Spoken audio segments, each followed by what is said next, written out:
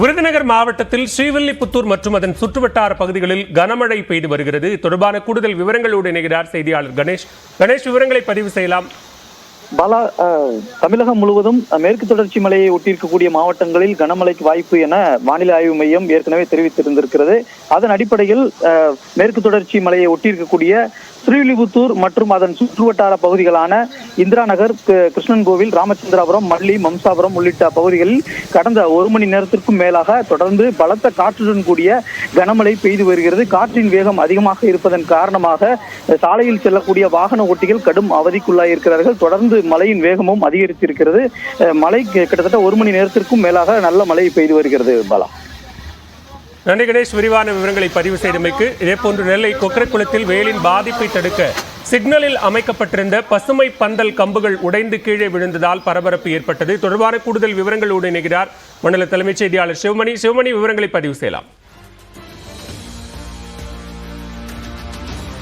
நிச்சயமாக சென்னையை போன்று திருநெல்வேலியிலும் 4 இடங்களில் இதுபோன்று பசுமை பந்தல் அமைக்க இருப்பதாக ஏற்கனவே திருநெல்வேலி மாநகராட்சி ஆணையாளர் தெரிவித்திருந்தார். அந்த அடிப்படையில் திருநெல்வேலி மாநகராட்சி பகுதிக்கு உட்பட்ட கொக்கர்குளம் மாவட்ட ஆட்சியர் அலுவலகம் இருக்கக்கூடிய எம்ஜிஆர் சிலை சந்திப்பு சிக்னல் பகுதியில் இந்த பசுமை பந்தல் அப்படிங்கிறது அமைக்கப்பட்டு 3 நாட்கள் மட்டுமே ஆன நிலையில் தற்போது அது உடைந்து கீழே விழுந்திருக்கிறது. 15 நிமிடங்கள் மட்டுமே மழை பெய்த நிலையில் அந்த மழையின் காரணமாக இதில் அமைக்கப்பட்டிருந்த அந்த திரைச்சீலைகள், அதாவது துணிகள் அறுந்து தொங்கி இருக்கிறது.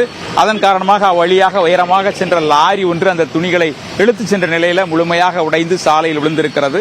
ஒரு சிலருக்கு லேசான காயம் ஏற்பட்டிருக்கிறது. அவர்கள் தானாகவே தங்களை தனியார் மருத்துவமனையில் அனுமதிக்க தாங்களே பார்த்துக் கொள்கிறோம் என்ற அடிப்படையில் சென்றிருப்பதாக தெரிய வருகிறது. தற்போது இந்த பகுதியில் இருக்கக்கூடிய சிக்னலில் இருக்கக்கூடிய காவலர்கள் முழுமையாக இதை அகற்றும் பணியில் ஈடுபட்டு வருகிறார்கள். அந்த காட்சியை தான் நம்ம பார்த்துக் கொண்டிருக்கிறோம்.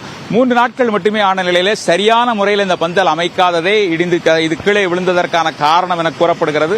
மேலும் 3 இடங்கள் அமைக்க இருப்பதாக கூறப்படும் நிலையில் அவ்வாறு அமைக்கப்படக்கூடிய இடங்களில் அதாவது இதுபோன்று பிரச்சனை ஏற்படாமல் உடைந்து கீழே விழாத அளவிற்கு இரும்பு கம்பிகளை கொண்டு அமைக்க வேண்டும் அப்படிங்கிற கோரிக்கைகள் எழுந்திருக்கிறது.